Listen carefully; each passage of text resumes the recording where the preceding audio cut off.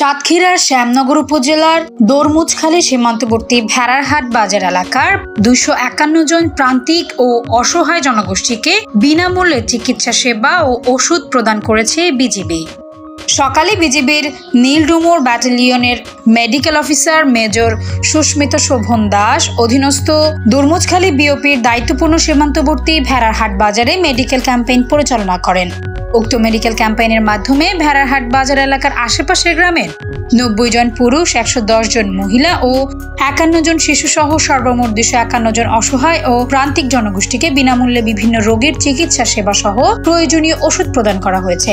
এই ব্যাপারে নীলডুমুর ব্যাটালিয়নের অধিনায়ক লেফটেন্যান্ট কর্নেল শাহরিয়ার রাজীব বলেন, বিজিবি সীমান্ত সুরক্ষার পাশাপাশি মানবিক ও সামাজিক দায়বদ্ধতা থেকে সীমান্তবর্তী এলাকার মানুষের জীবনমান উন্নয়নে বিভিন্ন মানবিক ও জনকল্যাণমূলক কাজ করে আসছে। এরই ধারাবাহিকতায় আজকে মেডিকেল ক্যাম্পেইনের মাধ্যমে 251 জনকে বিনামূল্যে চিকিৎসা সেবা ও ওষুধ প্রদান করা হয়।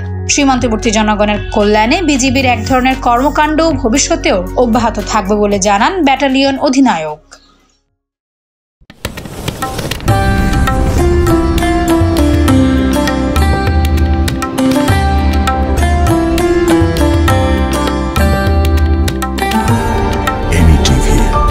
স্বাধীন বাংলার স্বাধীন কণ্ঠ।